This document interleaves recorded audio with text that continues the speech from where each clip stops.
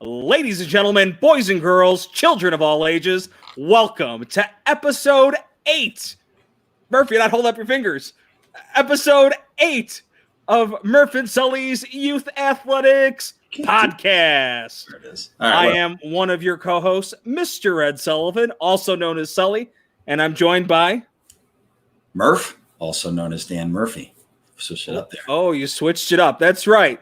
Dan Murphy, the man that puts the boom boom into your ears when you listen to our podcast on Apple Podcasts or Spotify. You see, even I could switch up things too, Murph. That's right. And I'm going to put the boom boom into your face, like I said the other day on Instagram. And you said it was okay, right? It was just a joke, guys. I would never, ever punch Sully in the face. Of course not. But once again, to our fans, we are on Apple Podcasts or Spotify. If you don't want to see our faces and you just want to hear our voices, we also have our Murph and Sully's Youth Athletics Podcast Facebook page.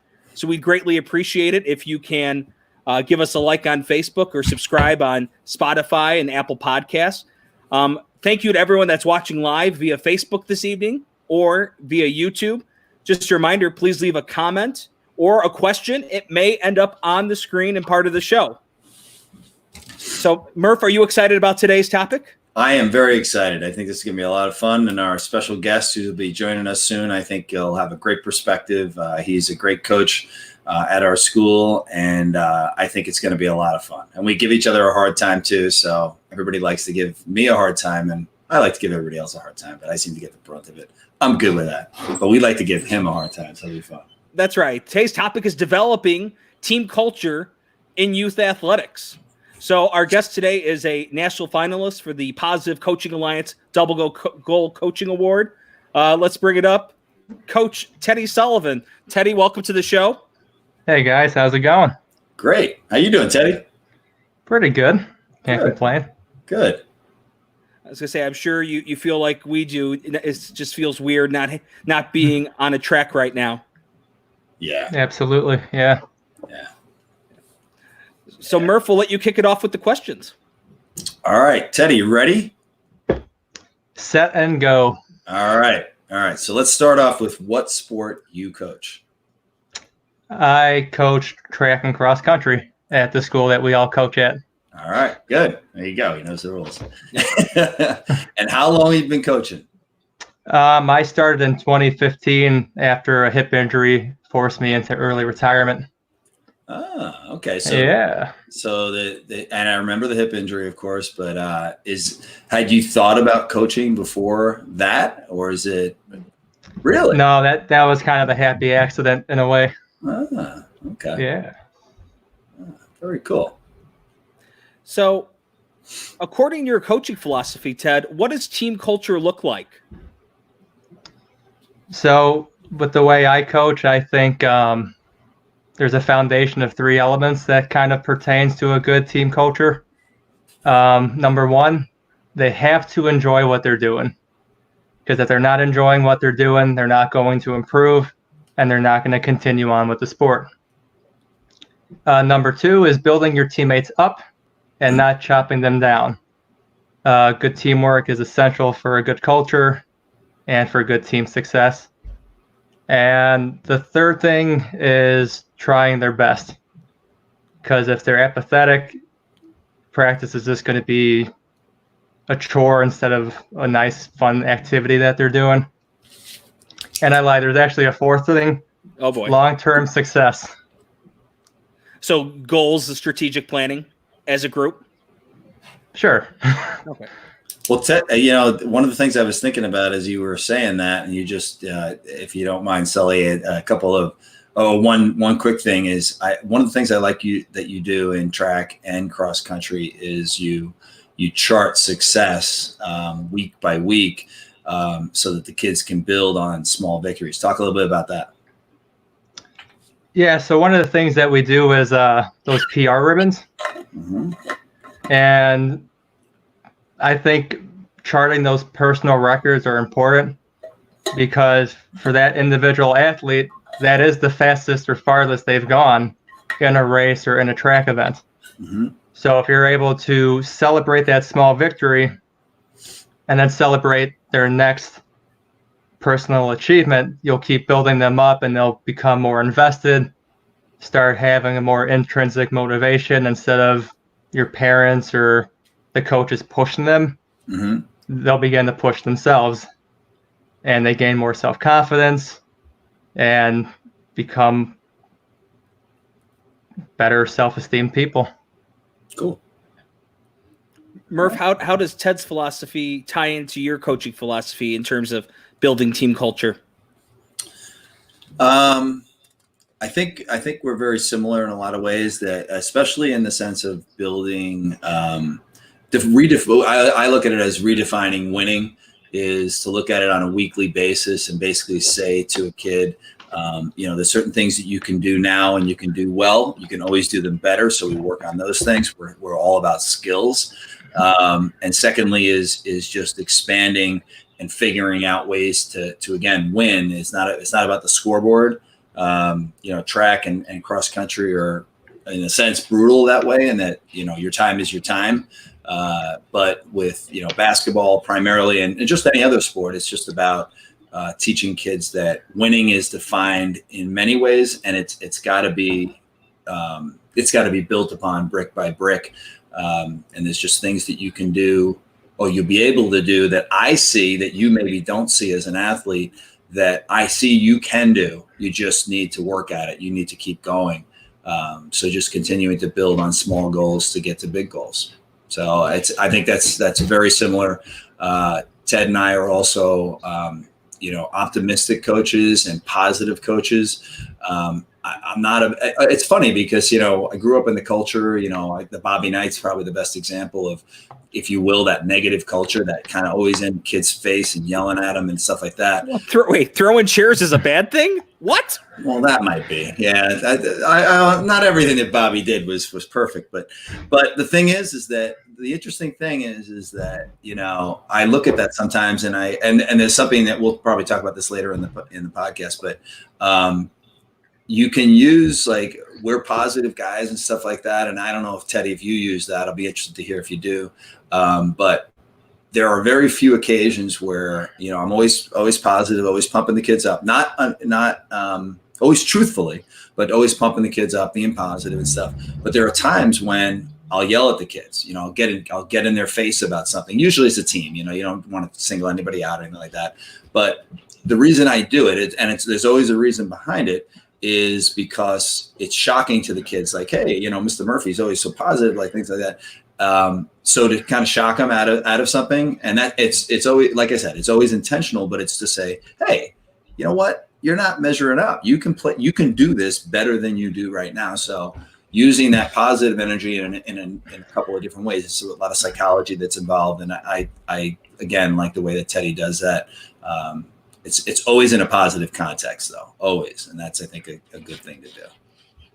Right. And I would say with Ted's coaching, having watched him evolve in these past 5 years, because one of the goals is try your best, no matter what a kid's time is to them, it's always going to be a win because They left it all out on the course or they left it all on the track.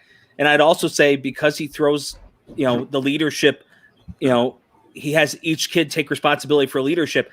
I could be a 7th or 8th grade athlete and not have a great race, but because of the leadership I demonstrated before and after my races, either to teammates or just how I handle my race, that sets the tone and may allow an underclassman to have a great race that day. Yeah. So even though I might not have run my best race, I have now set up my teammates to have their best race. Yeah. And I think that's a big part of culture and mindset. Yeah, exactly. Yeah. But, the point system in track and Ted, you do a really good job of communicating that to the kids. Is like, if I'm going to put you in an event to participate in one that maybe isn't your best event or that kind of thing, there's a reason for it and we need the points. So do your best and let's, somehow get on the board and help our team with points. It's a very individualized sport in a lot of ways, but it's also that team culture is something that's obviously we're talking about it, but that's a big part of it too. And the mentoring aspect. The school that we're at, the kids have always done that. My kids, when they were there, did that with the Little Buddies program, and that's just great to see. Is the older kids being mentored or mentoring, excuse me, the younger kids. And the same thing, we have our varsity athletes mentor and coach the younger kids. So that's pretty cool. I was going to say, from my coaching perspective at the public school, the biggest thing trying to get in regards to team culture is getting, the young men and women to realize that they're part of something that's bigger than themselves. Right. Oftentimes you have kids that might not make the best decisions during the school day, whether it's making a poor choice in the classroom or making a poor choice in the hallway or the cafeteria, or sometimes the bathroom, and getting them to recognize that, every action that they do affects the success of the team. Yeah. And it's been nice to see people over the years, people that I've coached, who just seeing the transformation before sports and the transformation after sports, and just, and that goes big into team culture, getting them to realize that what I do affects my teammates, affects my coach, affects us as a whole. Yeah. And I think that's very valuable. Ted, before I ask you the next question, Amy Slockter wanted to mention that Teddy is the best, and we can't disagree with her on that. So thank you, Amy, for tuning in, and anyone else that's listening on Facebook or on YouTube, you can leave comments and may come up on the show. Thank you, Mrs. Slockter. So, Ted, we've just talked about what successful culture looks like in terms of your philosophy. What does unsuccessful team culture look like? Well, I think the primary thing is that the kids are not happy with the culture and environment that you created. So if they're at practice and they're always angry or scoffing or upset, that's a sign that something probably needs to change, Second thing, competition among teammates is always a good thing to help each other elevate. But when that competition becomes cutthroat, and instead of, helping each other succeed, they find ways to bypass each other in a negative way, that's another sign that the foundation isn't quite there. Third is just apathy. Because if they don't even care at all, and they're just there to just walk around and barely participate, that kind of lingers on to other people. It's kind of like when you have a dead onion in a bag of other onions, and then the whole batch begins to spoil, So if there's apathy among the teammates, that'll start to spread and bring everything down. And onions smell, so that's bad. They smell bad, yeah. And they make you cry. You can't forget about that. Sure. Okay. Murph, what do you think in terms of negative culture? Do you have anything to add on what Ted just said? Well, my dogs do. Hold on just a quick second. I'm going to mute so I can yell at somebody. Sounds good. Going along with Ted mentioned, in terms of negative culture, I would say interaction between teammates is ultimately what could make or break a team culture. If you have teammates that are just rude or disrespectful, or teammates that try to think that they're better than their teammate, it just leads to a negative culture. So the more we can get kids invested in the fact that every action they do benefits the team, and that includes their kindness and how they treat one another, I think that goes a long way. Murph, I know you're interrupted by the dogs. Go ahead. Yeah. And they had some actually very good comments that I probably would have forgotten to share. So I want to share some of the things that they said too. All right, that's a joke. It's a bad one. I think it's the apathy, kids have a bad day, and that's okay. And I think you want to be understanding of that, and maybe pull them aside and say, hey, what's going on? And especially if it's a kid who hasn't usually have a bad attitude, or just, kind of comes in negative or whatever it may be. Just not giving it their all, I think is a tough one for me.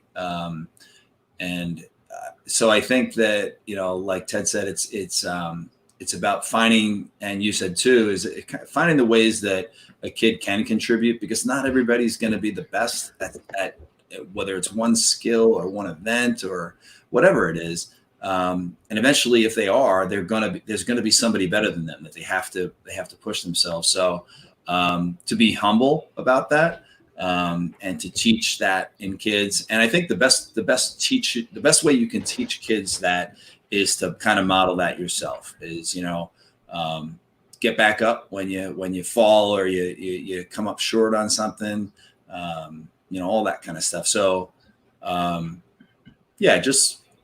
it's, and that's the thing is, I think, that's the other point I make is that kids 5th, 6th, 7th, and 8th grade, I always encourage them, especially in track, because there's so many events, is to never quit on any event, because their mind is going to change, their maturity, their coordination, their bodies have changed. They'll be taller, stronger, they'll grow in different ways. So, always be open to that. So, just sticking with it, and trying to stay positive, I think is a thing that makes for a good culture. And obviously if kids are not doing that, and you're not modeling it, that's a recipe for a bad culture.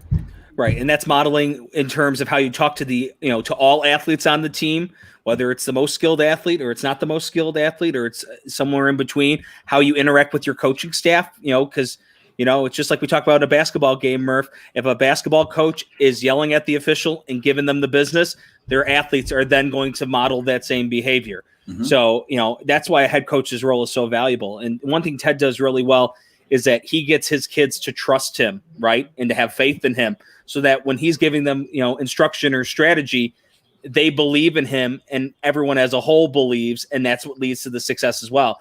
Because if the kids don't trust you or believe in you, then you're not going to accomplish much. So, and that's a very important thing. Yeah. And Murph, that I would like to add on to something Murph said earlier about the kids trying their best.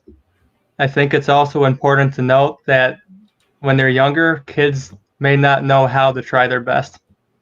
Like, through the adult minds that we have, we know what that means.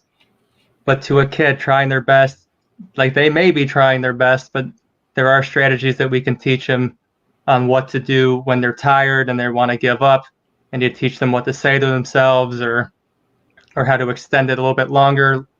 So maybe you run a little bit, walk a little bit, you just keep going instead of just walking the whole way, because for some of these kids in cross country and track, they have their first taste of success through it in ways that they haven't in other sports. It just takes a lot of patience to teach them how to be their best, Yeah, good point. So, Teddy, what would you consider from your experience as a youth athlete? Would you consider that you had mostly positive experiences, negative experience, and how did it shape your coaching now? I would say it was 95% positive. Mm-hmm. I was lucky to have really good coaches. I had my dad coach us in basketball, and that was probably the most competitive but positive environment I've ever had. Like, we were all hustling and bustling and diving on the floor and doing basketball camps and just trying to be the best we can. And when we'd lose, we'd hold each other up. And we had full faith in our coaches and our assistant coaches, So in terms of basketball, that was great. Cross country, I had Mr. and Mrs. Morello.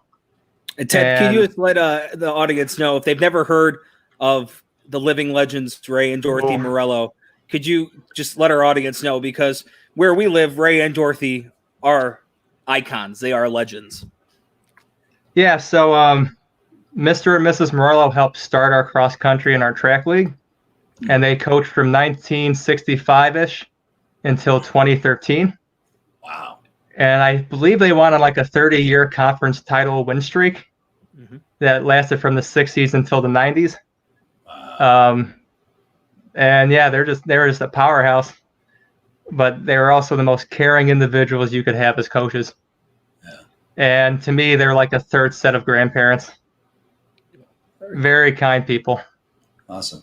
It's funny you said the way you just said that was almost, they were great coaches, but they were also nice people. Do you think that it sounds like kind of what we're talking about is that it's usually not usually, but most times, I don't know, maybe it is usual.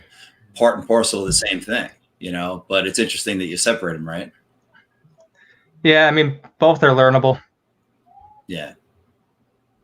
How about you, Sully? I was going to say, just tying in with Ray and Dorothy, Ray and Dorothy are two of those people that don't just care about, what's going on in your life during that practice or during that meet. They cared about you outside of that.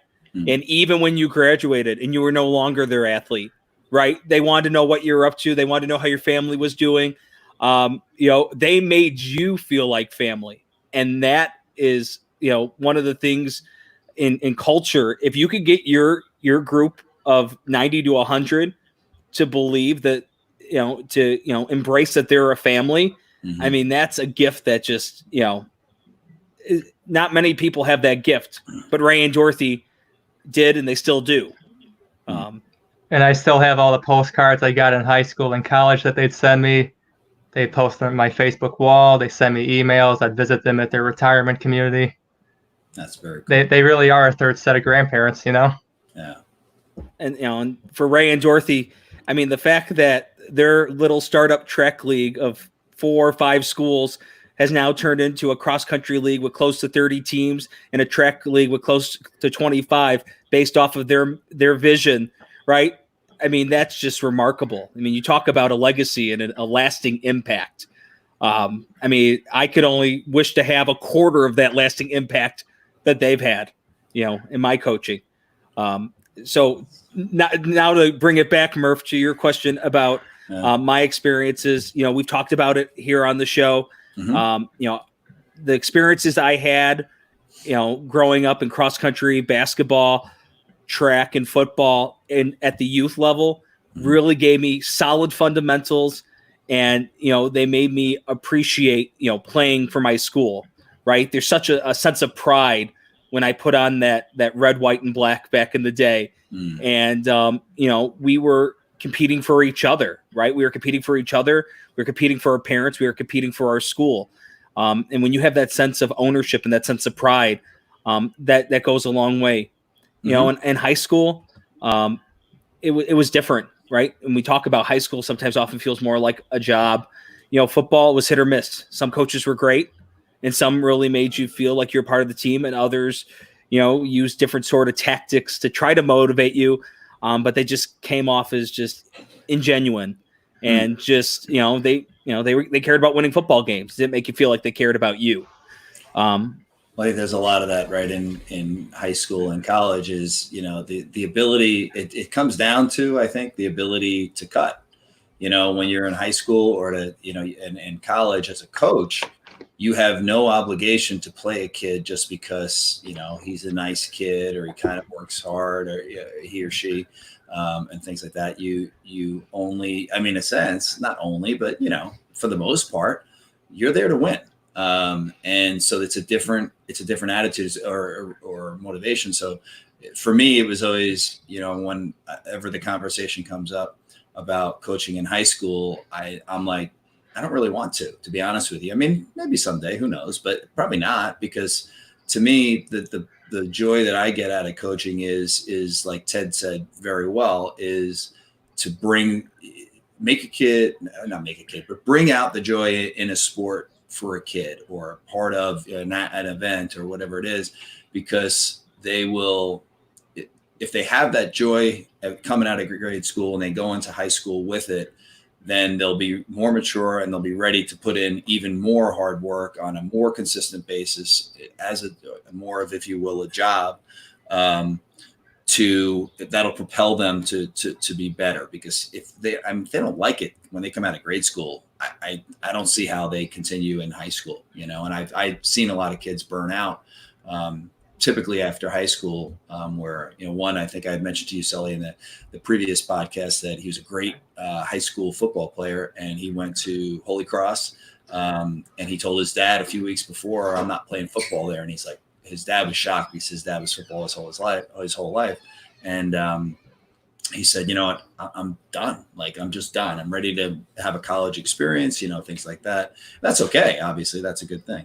But I was going to comment before also about the experience that I had, being older than you guys. What? You're older than us? No way. Just a little. There's no absolutely. Oh, shush. Yeah. Go ahead, Murph. By the way, those guys. Well, we'll talk about those guys later. But anyway, well, maybe we won't. But I'll give you your moment here, Murph. I'll have my moment. Wow. That's really nice. Yeah. See, Teddy has the control of that stuff. I can't type anything, so I get that. Anyway, it's just very different when I was a kid. It was like, I remember the name of the girl who participated in baseball because she was the only athlete there. She's a great athlete. And I just think now of how awesome it is that I get to coach and watch girls participate because they didn't at all. So because of that, it was very different, that in and of itself. And girls and boys are very different at the age we coach. And, there were a lot more yellers years ago. It was, it's just a different culture, So I'm glad for the changes. And I think that, it's more psychological. It's more interesting. It's more fun in the end. And like you said, to promote that kind of family attitude that carries through. I care about the athletes that I've coached before that have since graduated and now are moving on to college. And, if the kids feel that and know that you feel that way, then I think you're successful, and they'll apply that to life, whatever they do. Without a doubt. I want to recognize people in our comment section before Murph, you continue on with question 7. Mm-hmm. So Chris Beta says, shout out to Teddy for preparing us well for high school running. Chris is a varsity runner at a local high school in the area, actually ran varsity as a freshman. So shout out to him. Question from Patrick McCarthy. How hard is it to teach today's young athletes what makes for proper team attitude, especially for those with less playing time? Do too many feel entitled? Teddy, go first. That's my buddy Pat, but go ahead. I mean, that talks about playing time. In cross country and track, we don't really deal with playing time. Mm-hmm.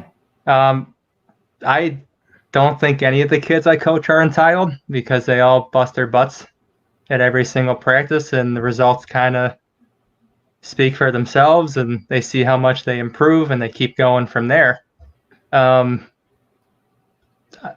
Yeah, I don't see that. Yeah. I was gonna say I don't see that either in my coaching. I'm sure it'd be different if we were coaching club or AAU. I'm sure that'd be different. And that's not saying that all those club or AAU teams are like that, but coaching a school team, and once again, it does come down to the culture that you establish. Mm-hmm. And if you establish that there is no I in team mantra, and that every action we do is for the benefit of the team, then I think you avoid a lot of those issues. And the team attitude, they're all pretty good about taking on that attitude, that mindset, I'm going to say. Yeah. Mindset. Go ahead, sir. Go ahead. Because ultimately we try to teach them more about the golden rule of treating others like you would themselves. And oftentimes if they make their teammate upset, instead of talking in statements to them, I kind of ask them questions that help them realize what they're doing and help them realize it, and not me telling them what they should hear, Mm-hmm. I kind of pull instead of push, because if you push, they're going to push back. But if you pull them in, they will also pull in a little bit and meet you halfway. Yeah. Yeah, I have to say on the entitlement side, it's funny because I feel like, nothing against kind of the 20 somethings and 30 somethings. You guys accept it. You guys are okay. You guys are okay. You guys are throwbacks. But feeling like there is an entitlement culture that exists out there, I don't see that either. I think that part of that is because we get them at such a young age that there's a lot of enthusiasm. Sometimes it's a little misdirected and in a good way, like controlling it to the right point and all that stuff. But, it's pretty tough for a kid in 5th grade when you first get them to truly feel entitled. That's pretty tough. And we've all coached some great athletes who maybe if they could feel entitled, they would, but they don't. They really don't.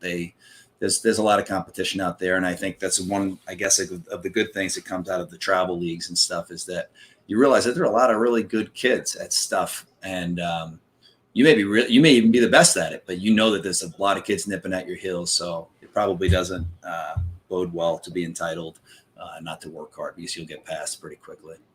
That was a great point, Murph. And our last thing to mention before we go into question 7, Murph, is from Chuck Entwistle. Yep. Am I saying his name right? You are. Thank you for viewing, Chuck.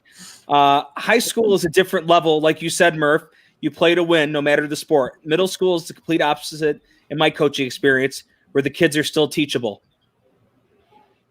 Yeah, it's a great point. I think that's the other thing too, is that, I think I've said this in previous podcasts too, is that it's harder to teach kids in high school for a whole bunch of reasons. That one, you're there to win. You're not necessarily there to teach. I mean, you are, obviously, but I was going to say, I don't no, want I mean, to go that far. No, I'm saying it's just a little different. But in grade school, it's all about teaching for the most part. Winning is a byproduct of that.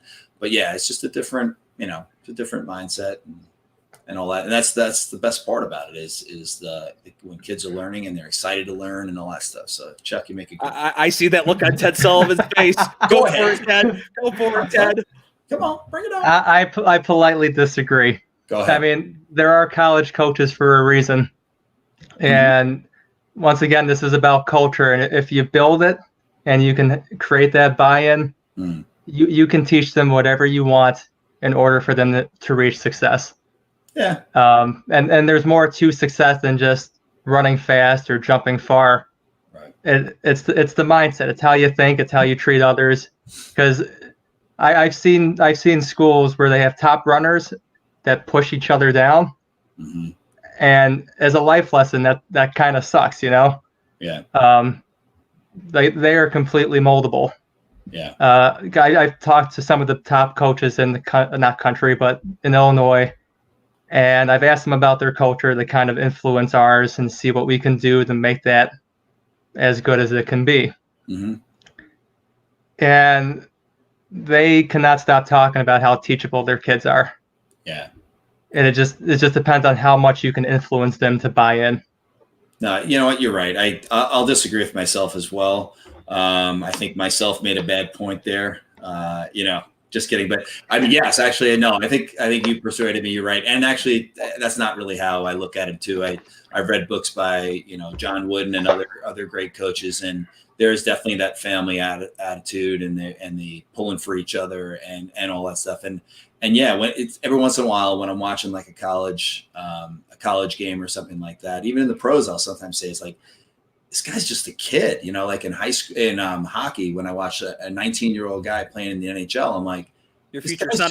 My future son-in-law, Kirby Doc, if you're listening, which I know he probably is, right? I've got 2 wonderful daughters. Put a screen banner on that one, Ed. No, don't say it. Please don't. But it is true. If you promote that culture, and it really is promoting the culture of you care about them, you want them to trust you, that you can teach them something. And I can always say that whenever I think there are kids that are so talented that I don't know if I have anything left to teach her or him. And then there's always something you find. There's always something you can teach. And Murph, I would say at the high school level, culture is very important, because really at high school is really where you're going to be taking more risk and stepping more out of your comfort zone. Mm-hmm. Like if you were the star of your grade school team and now you go on to a high school team and now you have a specific role, like being able to mold into different roles of a team. And I would argue, the strategy picks up, and being able to take constructive feedback also is something that at the high school level takes a step up. So you have to be willing to not only take that feedback, but you have to be able to reflect on it and say, okay, this is what I'm currently doing right, or this is what I'm doing wrong. How do I now get to that next step? So I think there's a lot more that's involved in being able to step outside your comfort zone, and being able to be a part of a culture that embraces that and encourages it goes a long way to a team's success. I'd agree. Yeah, I agree. All right. So Teddy, next question for you. What do you incorporate throughout practice itself to build team culture? So there are some things that are big and some things that are small. For warm-ups, we let the older ones lead them more often. One part of the culture we need to work on is executing the warm-up more accurately to teach them that the small things really matter. But the other thing is the stories I tell. And I know that some of the adults kind of rib me on that one a little bit because like you. Murph, where are you going? No, Murph, what's that thing in the back? No, I didn't hear what you said. That's a punching bag for my. Oh, sorry, wrong way. Punching bag for my daughter. She likes to hit things, and I don't want her to hit me. So it's the second iteration is the punching bag behind me. The first one was when she saw me swinging an axe in the back, chopping wood, and she said, "That looks like fun. Can I do that?" I said, "Sure." So so you're scared because you made fun of her telling a story, and then she wanted to just get you, right? Ted, I just want to throw it out there. Murph has been doing more and more Rocky IV training scenes over the last couple of weeks, and that's another one from Rocky IV is Rocky chopping the wood with the axe. But we'll get that what the beard is for? That's right. Yeah. There's actually a question about our beards that we'll leave for the end of the show. But Ted, go ahead. Yeah. I can only imagine. So the stories are probably the biggest thing. Because if you think about it, stories are a type of visualization or a mental rehearsal for whatever you're trying to teach. Murph, Ed, whenever someone tells you a story, do you picture it in your head? Yeah, absolutely. So you're walking through it in a way? Yeah. Absolutely. Yeah, so before you physically practice it, the stories help them mentally practice it without them realizing it, Yep. And I think that one's worked pretty well. Yeah. Other things are the PR ribbons that help them be internally motivated. At the end of each cross-country practice, we have games to help keep it fun and sometimes trick them into running without them realizing it. That's the best type of conditioning. When you can get someone to be like, this is a lot of fun without them realizing. I call it sneaky conditioning. Yeah. Oh, they call me out on it, though, too. Yeah, they're pretty smart. Yeah. But you make running fun, which I like certain types, but I do not like certain types of running too. And I see it in the kids. You make it fun, and that's one of the hardest things to do. Honestly, it really is, and you do it well. So go ahead. Thank you, Murph. You got it.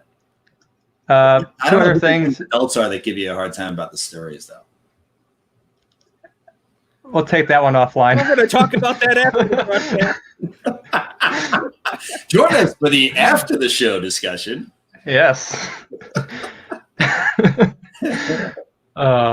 Ted, anything else from a practice perspective? Yeah, go ahead, sir. We do top 10 lists since our program started up until the current season. And that way it gives them another goal to strive for as they're running. I think an important thing about the PR ribbons that I did not mention was that with those ribbons, we will call them up one by one while their teammates are sitting around them, and the teammates will clap it up for them as they get their ribbon. Mm-hmm. So that way it kind of emboldens that team environment and that camaraderie. And I would agree. Whether someone's running a near record time or someone's in the middle of the pack or someone's at the back of the pack, if they showed that personal improvement, it will mean the world to them to know that their teammates and their coaches recognize that they have improved themselves and gotten better from the previous week.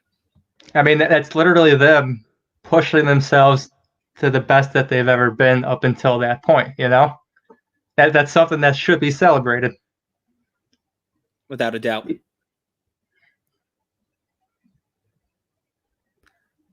Ted, anything else from a practice perspective?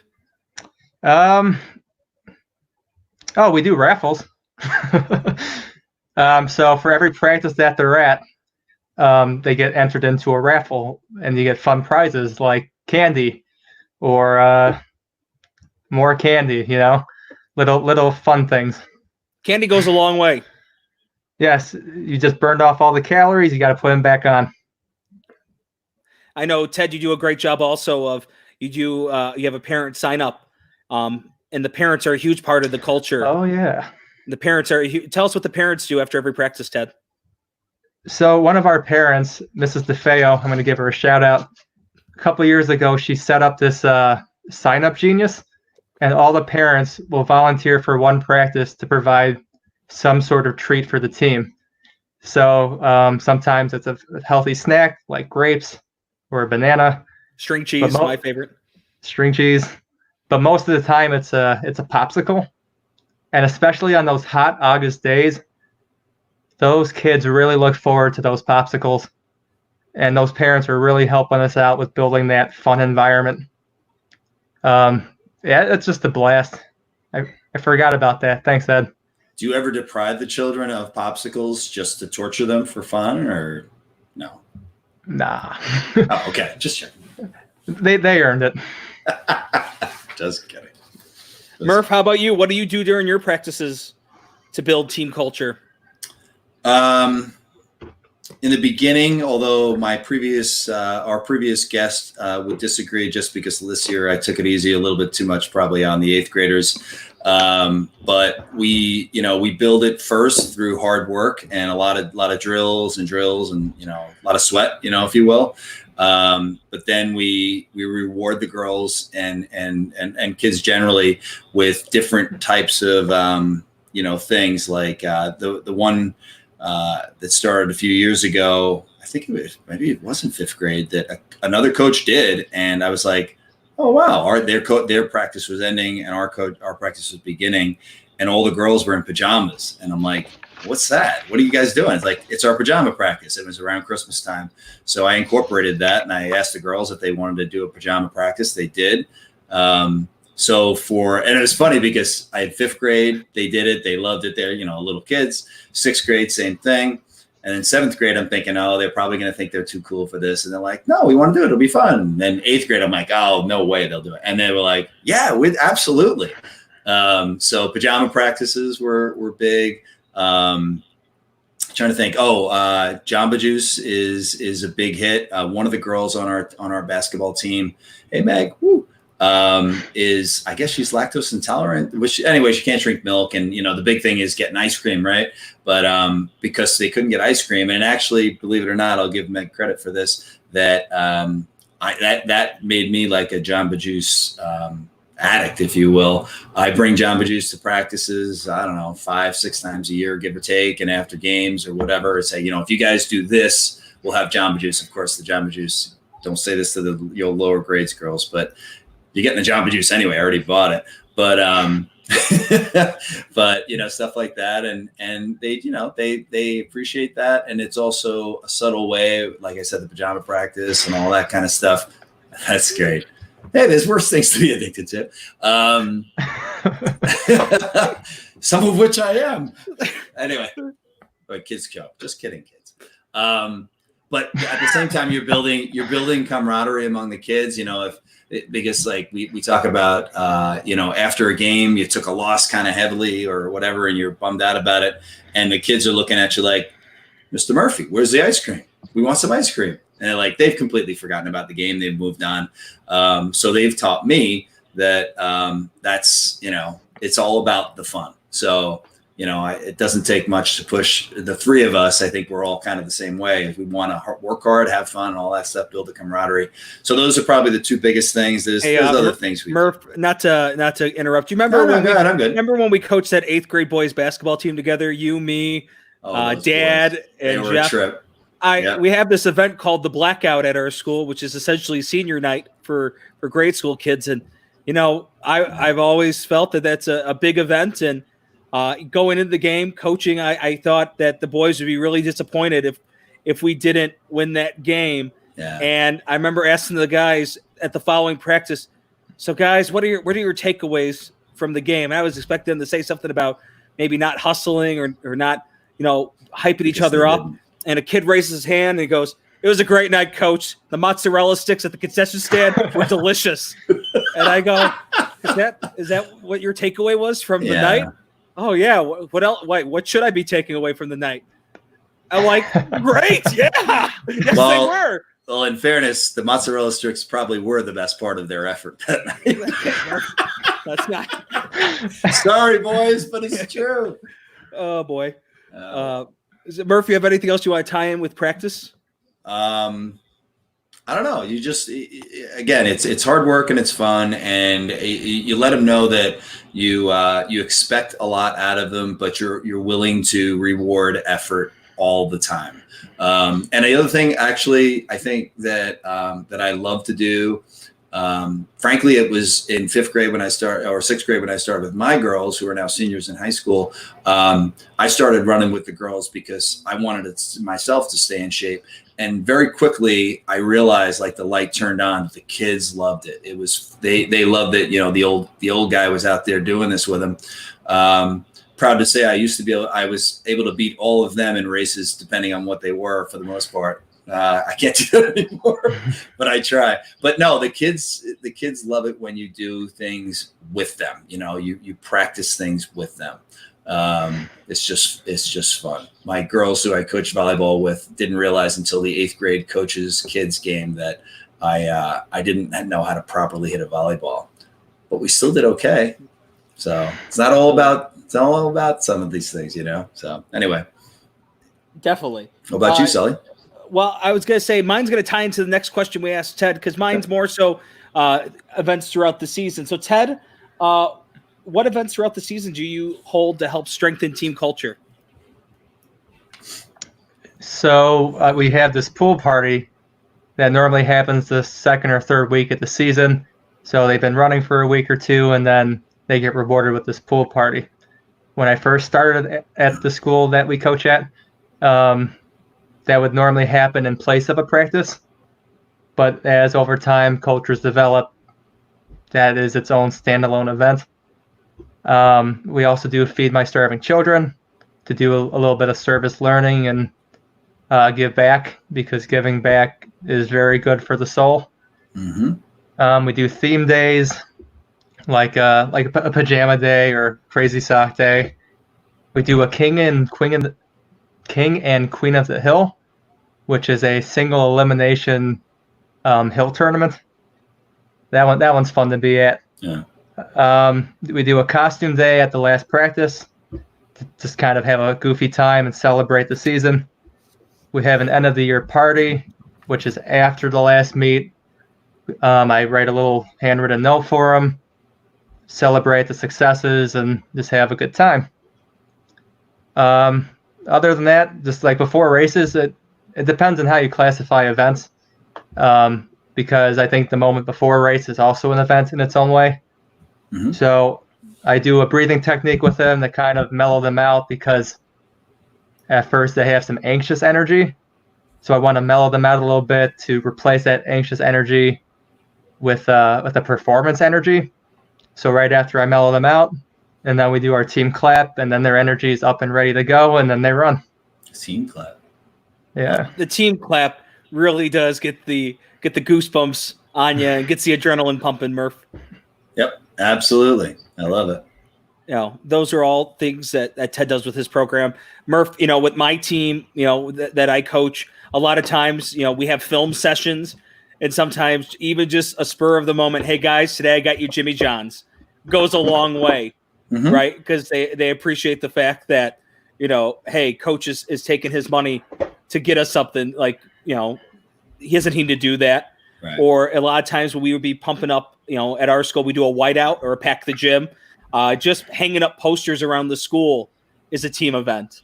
Mm-hmm. You know, because it really gets the team, you know, excited. You know, another thing we'll do is occasionally after games, we'll have the team bus, because unlike at the parochial level where the parents take the kids to the game, we take a bus to the game, and we'll stop at Portillo's after the game and just, you know, spend an hour, you know, just, you know, shooting the breeze, talking to each other, not necessarily about the game, but what's going on at school, what's going on at home. Yeah. You know, that goes a long way. Another thing that we did is we did a summer league last year. Timothy Christian in Elmhurst is an excellent summer league for middle level teams, and for us it was just another opportunity to bond, right, and to grow and to learn. A couple other things we did, we before our championship game we couldn't do a pep rally, which we'll talk about in a second, Ted, but we did kind of a parade throughout the school, and everyone stepped out of their rooms and kind of cheered for us, chanted us as music played over the loudspeaker. Cool. And then the last thing that we did is after every Tuesday film session, we would play this game in our fitness lab called Triple Trouble.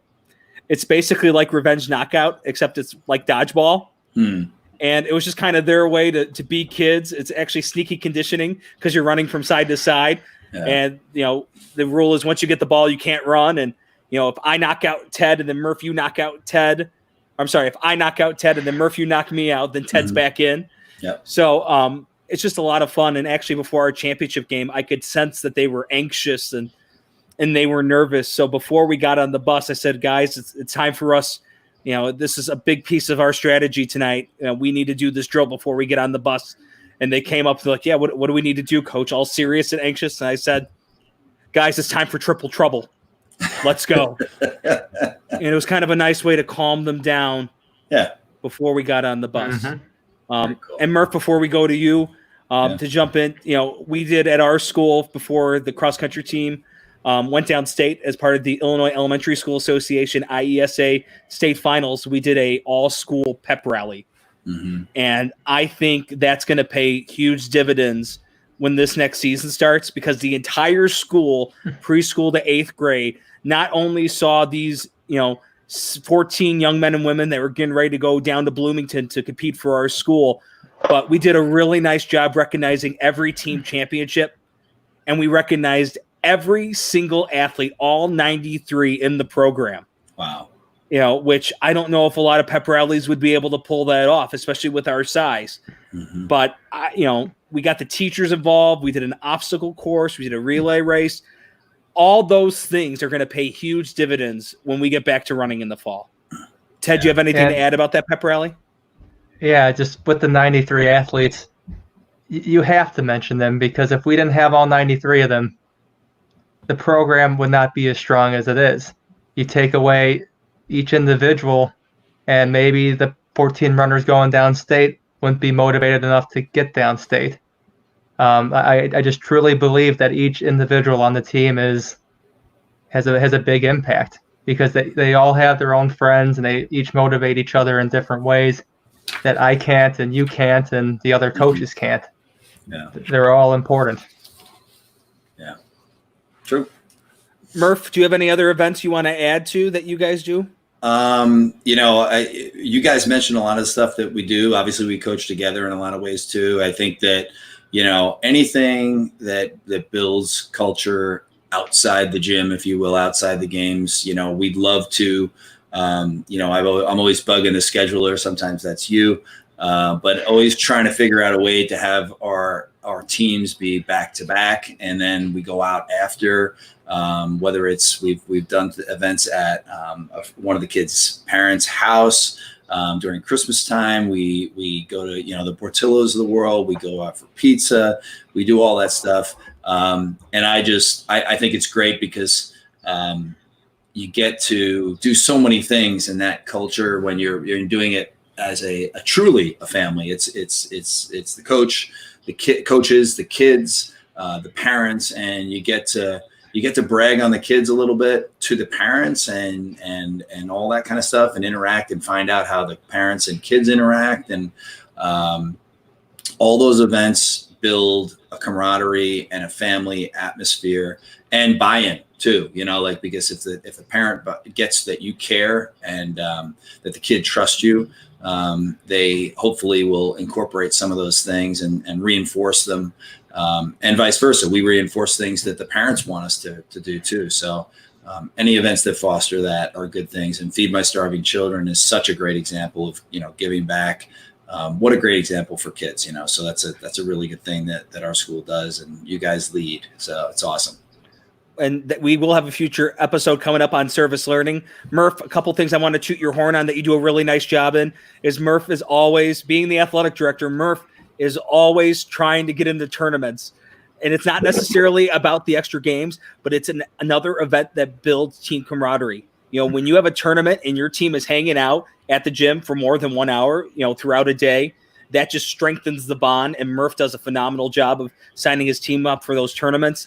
And then Murph did a nice job with the group he had this year, making sure that he took his team together as a team to the local high school girls varsity games. So not only was he trying to prep them for that next level, but it's a sneaky way of team bonding, right? Because they're together outside of practice, outside of our gym, at a high school, watching, where they could be in those next couple years. So Murph, shout out to you for always doing a great job building team culture. Well, I appreciate that. And I think, like Sophie, your sister and our previous guest it's funny because she's only a couple years older than our present girls. But, I love to point out, the way she in particular plays, because her face is the same no matter if she's having the best game of her life or the worst or somewhere in the middle. And there's no better teacher than somebody that the kids look up to. I don't know. I don't even think that was my original idea. Maybe it was, I don't know. But honestly, we all steal each ideas from each other, so it makes the whole better. But yeah, they love that. And I try to tell them, you're only a year from that. You're only 2 years from that. And you may feel like they're in high school, they're so much bigger than you, but they're all kids when it comes down to it. Even in college, they're all kids and they're still learning and stuff. So I appreciate that. And thank you for pointing it out, because it is, we want to educate people who are listening to this to be better coaches, frankly, and we don't have all the answers, and we want to hear that kind of stuff, and we interact with each other. But yeah, it's every idea that you have that makes, and within your comfort zone as a coach, that makes your kids better, makes them trust you more to do things that they don't believe they can do. Stuff like that is all good. Right. Absolutely. Yeah. Murph, question 9 goes to you, my friend. Yeah. So Teddy, what do you do if you have a student athlete who is not embracing the culture? That's probably difficult because you don't have many that don't, right? Well, sometimes the culture just isn't the right fit for the kid. But that's not where my mind first goes. You have to have patience. Culture takes time. Changing someone's mindset takes time. You want to pull them in, like I said earlier, rather than push. If you keep pushing them, they're just going to push back and fight you. So it's important to talk to them and understand them a little bit deeper as a person. Maybe something's going on at school. Maybe they're having issues with a classmate. So you have to bring in that classmate as well and talk it out a little bit. Maybe they're not enjoying it, and you have to ask for their input for what they would like to see at practice, or maybe they want to play a specific game, something that pulls them in a little bit more. But really just give it time, because trust and truth kind of go hand in hand. And you'll learn a little bit something about each person while you're coaching them that you can take back and help make them better. It doesn't always work out, and it's not always easy either. There's a lot of hard moments, but just keeping that patience and trying to remain as calm as possible gives you your best success for outcome. Yeah. I actually have a question on top of that, and I've noticed this is that kids will often surprise you if you ask them what's up, like why are you a little down today? Why are you not as focused as you usually are? Things like that. And I'll find that they surprise me a lot with what they say. You just anticipate that it's going to be something, and they say something completely different. But do you get surprised by some of the answers you get, and then maybe it makes you think differently about how you coach? Yes. There was one championship meet a few years back where this one 5th grade girl finished her open 800-meter race, and she was bawling. So I thought she just had a bad experience, or maybe she hurt herself. But then I go up and I ask her like how she's doing, and she just goes, "My cat died today." And I'm just like, oh. Yeah. And that, you don't expect something like that. And I didn't really know how to respond besides just being there for her. So that was a few years back. So I've kind of looked into how to respond to stuff like that a little bit easier. But ultimately, it's just being an ear for them to talk to. Cool. Absolutely. I mean, that's a big part of. I mean, coach has so many other roles than just being a coach. You're being a teacher. You're being a mentor. You're being a counselor. You know, one of my classic lines when someone would ask me, Sully, how did basketball practice go yesterday? I'd go to them. I'd say, well, I walked into practice with the swagger, thinking I was going to be Phil Jackson, and then I walked out with the realization that I was just Dr. Phil. You know, yeah, and you know, a lot of times, you know, I know I had some guys on my team, the most athletic, talented group of young men I've ever coached, maybe the most talented group I'll ever coach. I love those kids. I always joke they're my 12 sons. But you know, some of them weren't buying into culture, and we'd have team meetings. And, you know, when we get to the talking about different types of resources, that we talked about. And, you know, what I learned is the more that I could show them that I cared about them as the individual, not them as the basketball player or them as even the student, them as the individual, the more they were willing to buy in. And then the more I was able to get the guys on the team to buy in for each other as more than just basketball players or as fellow students in the school, to care about each other as people, to care each other as like brothers, that eventually smooth things out to get everyone to buy in. But it's hard. It's hard when people don't buy in. You know, it's also important to note that when you give that genuine care without trying to get something from someone, like most coaches should, that genuine care, they do respond really well to that. And they know when the care is not genuine. Yeah. They know when you're just trying to get something from them. So that care is just the mindset you have to embrace instead of trying to fake, I guess. Yeah. Point. Right. Yeah. So we want to thank people watching. Shout out to Steve Kwok, who's viewing the show tonight.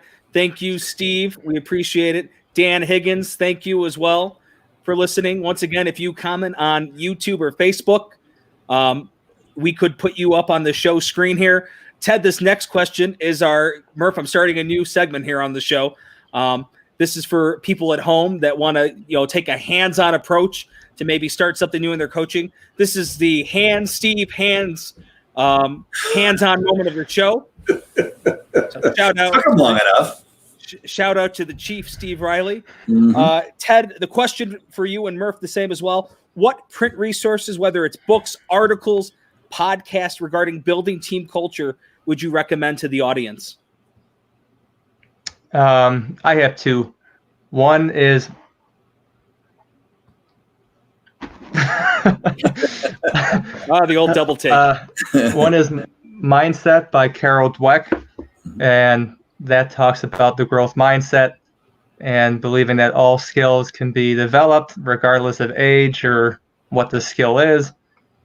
And the other one is Culture Code by Daniel Coyle. I love Boy George in that. Oh, he's great. Oh, wait. No, sorry. That was Culture Club. Sorry, Ted. That went right over my head. Karma Chameleon? Don't start. He's even younger than you are. It's just... okay, I'll stop. I'll stop. Go. That one talks about how to build the culture, because there's different types of cultures for different outcomes. So like in sports, we're going for the performance outcome, but Pixar and other artistic ventures, they have a different type of culture to help generate different ideas, because they're not going towards an outcome. They're more trying to, you know, get ideas up in the air and see what sticks. They talk about good cultures, bad cultures, how to go from start to finish. It's a pretty good book. Yeah. Murph, how about you? Do you have any resources?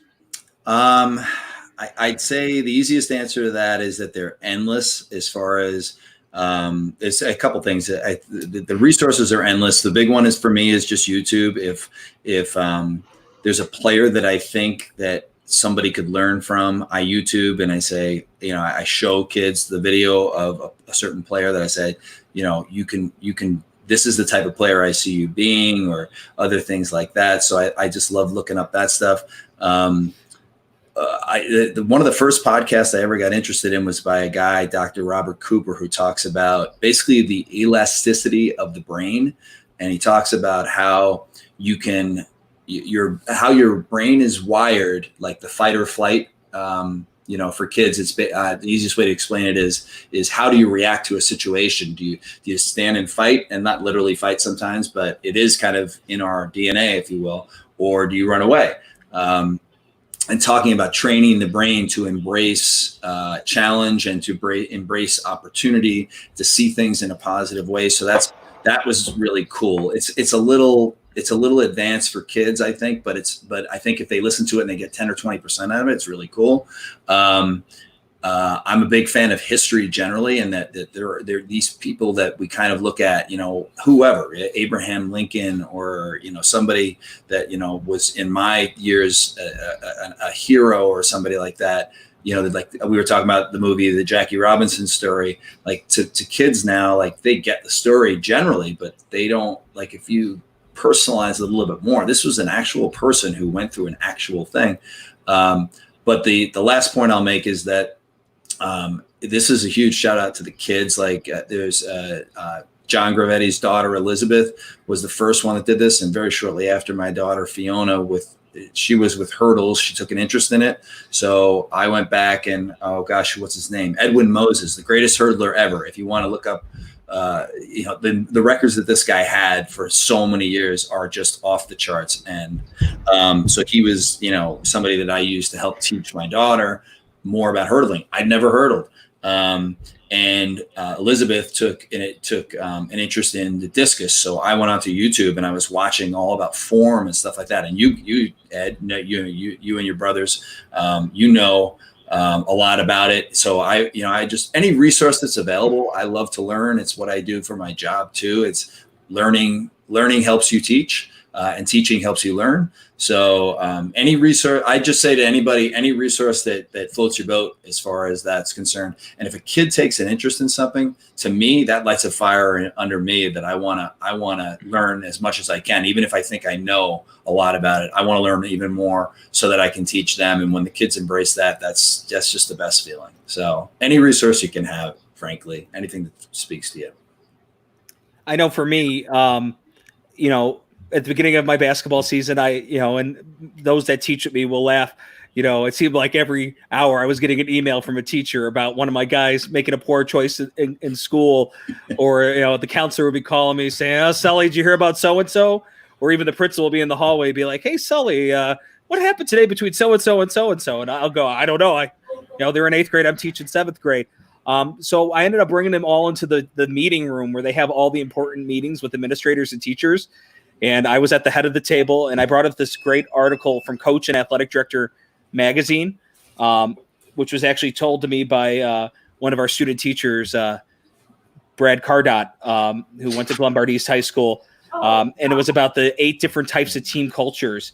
So I gave my guys, I said, this is your homework tonight. I want you to look it over. I want you to decide which culture we currently have and which one we want to go to. And there was 8 different types of cultures. There is corrosive culture, country club culture, congenial culture, comfortable culture, competitive culture, cutthroat culture, constructive culture, and championship culture. Ed, what does the congenial one mean? That's a good question. So the congenial culture is one where the focus is primarily on getting along and preserving harmonious relationships. The group becomes more of a support group and social club rather than a high-performance team focused on achieving winning results. It's almost as if the team wants everybody to play, everyone to start, and everyone to travel so that someone's feelings don't get hurt. And, a lot of the time, my team, I had them come back and say, "Hey, which culture do you think we currently have?" A lot of them said that we had the corrosive culture, which was highly toxic and characterized by a lot of conflict, negativity, frustration, cliques, gossiping, distrust and selfishness. And then a lot of them said that, we had the cutthroat culture, which was results reign supreme and talent and performance are the sole criteria of success in this merciless and unforgiving culture. And every single one of them had a different one of what they thought we were currently at. Some of them were more than others. And then, the last question of their homework was, which one do we want to get to? And they all put down, well, we want to get to the championship culture. right? A championship culture places a premium on results and relationships. From a results standpoint, championship cultures have a strong sense of mission and purpose. They know exactly what they want to achieve and have a burning desire to achieve it.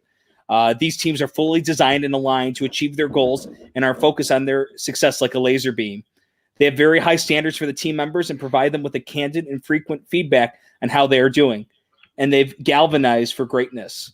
So trying to get them then, so then we took an entire practice, 2 hours in this meeting room discussing, okay, what do we need to start doing? What do we need to stop doing? What do we need to continue doing to get to where we need to get to?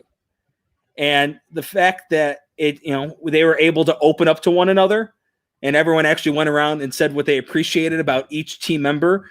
And that led to a big reason, we didn't win the championship, but we came darn close. And I think, there's articles like that where coaches could really valuable. Coach and AD Magazine.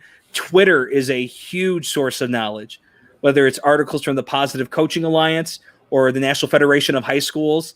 I know today itself, Murph, if you were to look at it, and Ted, nfhs.org, right now, because of the quarantine situation, they have a bunch of just free resources, whether it's school safety or how to prevent an ACL tear for free. So I'm going to take advantage, of how to take advantage of that and use those resources. So, Murph, before we go to the last question, shout out to Jason Borho for watching the show, Jennifer Palumbo, and also our Uncle Jack Wozek. Thank you, Uncle Jack, for listening all the way in Boston. Great way to spend Uncle Jack. Friday night. Mm-hmm. Uncle Jack, I will send you that article when we get off the broadcast. So, Murph, last question of the night, and then we'll go into some other comments, and then we'll wrap it up here. All right, cool. And we're running a little bit long on time, so we want to be respectful of people's time. But the last question is, Ted, your best advice for individuals who are starting out their coaching careers or maybe thinking of coaching? Know how you want things to be at your practice, because in essence, culture is quote unquote how we do things here. Mm-hmm. So do you want to do things this way or that way? Do you want them to be supportive or destructive? Focus on a few items, maybe 3. First few years of my coaching career, I had 3 expectations, which were try your best, have fun, and respect others. And then over time, once that foundation gets set, then you can expand the foundation. But yeah, just know what you want, and then put actions in that help support that. Cool. Ed, how about you? The best advice I have with, team culture is to make sure that you're doing what Ted said that he does. You're talking to other coaches and you're trying to get an idea of what they do with their team cultures. Be open to ideas and feedback, just like you would want your athletes to be open to ideas and feedback. You should be open to those ideas and feedback as well. And a lot of people, and my great friend Don Kraus, has been one of my basketball mentors, and he says it best. Don will give me different types of advice or put in scenarios that he experienced as a coach, and he'll come back and say, when I go back and explain to him what I've gone through, he says, Ed, you take what I did as Don Kraus, and you're not Don Kraus, so you put it into what's Ed Sullivan. Right. So all this different feedback that people give you, you have to make it your own. Right. Because what works for Ted might not work for Murph, might not work for me. So you got to be willing to make it your own. And I think that goes a long way. So study up coaches out there and be willing to listen to feedback and embrace it, make it your own. Murph, how about you? I summed it up in a couple of quick things. It's not necessarily in order, but I'll just say hard work, give it, expect it as a coach, share why it's vital to success in all the ways we measure it, be optimistic, be trustworthy to a kid, always same thing. Tell them the truth, All kids have different talents, motivations, ways to get through, and your job is to figure that out. And your challenge and frankly, your joy is to figure that out. That's where I enjoy the most part, is getting through to a kid in some way. Be humble. And you have to make it fun. I think certainly at the grade school level to start, lay it as a foundation, and realize that part of fun is putting in the work. And if you put in the work, you get the benefits. Nothing worth having is not worth working for. So hard work, and translate that to fun. So sports is like life. So you gotta work hard at things. Try to enjoy them, and try to get something from every experience you have in life and in sports as well. We're going to lose a lot in any sport and in life. And if you can use that as an opportunity to grow and learn, I have a saying all the time that there's no such thing as a bad experience. Everything is experience. So those are, I think, are the things that do it. And if you have something to give, figure out what it is as a coach. And if you have any inkling to do it, just do it. Jump in, because once you do, I don't think, as Sully, once you jump in, it's hard to jump out, because the kids are great. They're fun. They keep me young, especially me. Hey, that's why you'll be coaching 5-team next year, baby. Woo! Don't tell Mrs. Murphy. Sorry, Nula. Love you. Okay. Well, guys, I want to share 2 last comments from viewers. The first one is from Patrick McCarthy. Scale of 1 to 10, rate your beards. I'm going to give mine an 8. It's not very trimmed right now, but it's pretty impressive. So I'm going to give myself an 8. Do we get to rate each other's beards, or just? Sure, Murph. I'd give yours a 6.5. I do love the silver fox in you. Keep it up. Right. And Ted, I'd give you a 3. I'm gonna go 4. Okay. we're close. I'll start with Ted. 5 more years, buddy. It'll be complete. Secondly, I'd rate I'll put it at a 4. I'll give you a 4 on that one too. Myself, every time I do this, which is maybe once a year, you welcome Eddie Devins for this one, by the way. He loves the beard. I don't know. Who doesn't love Dan Murphy's beard? I don't know. But every time I grow it, it gets grayer and grayer. There used to be a little red in it, and that was cool. So it used to be a 7 or 8. In college, I had one that I would probably rate a 7 or 8. It's probably a 3 now. And Sully, your beard, I like the sharp trim, the very tight and clean. There's no haircut places open. Clean it up, my friend. There's no haircut places open. Every time I try to trim, something goes horribly wrong, and then it just all disappears. We're close, but I'm not trimming your beard. I didn't ask you. No one wants to see that. No one wants to Comment below if you want to see a podcast of these two trimming each other's beards right now. Show topic. Thank you, Pat, for that awesome question. Shout out to Matt Ferris for watching the show. He says, amazing team and school sports culture this year from this trio. We're so thankful to have our kids in the program. So thank you, Matt, for watching and for your kind words. We appreciate it. Thank you, Matt. Thank you for giving us your oldest and all the way through. They're great kids. I was going to say, when you have kids like Matt's, it's easy to coach, because they're great, hardworking kids. We can call her out. Marin. We'll keep on going through. Yeah, they're all great kids. You're doing a great job yourself, Matt, and your wife too. Yep. Thank you to Jennifer Freeling for watching. Teddy is an awesome coach. We can't disagree with that. Thank you for everyone that watched live tonight on Facebook and YouTube. We had a lot of likes and hearts and a lot of views. Murph, you want to tell everyone what we're talking about next week on our show? Yeah, we're talking, I think something near and dear to my heart personally is I love the team coaching, but this is about coaching the individual athlete. So, and all the challenges, the joys, all the psychological aspects of it. So I think it'll be a lot of fun. Excellent. Once again, make sure to like our Facebook page at Murph and Sully's Youth Athletics Podcast. We encourage you to listen to our podcast on Apple Podcasts or Spotify. Hit the subscribe button. And we'd like to mention that Coach Teddy, you can follow him on Instagram at Teddy the Coach. He does a great job providing different running plans and a lot of mantras and motivational speaking. So thank you to everyone that was listening.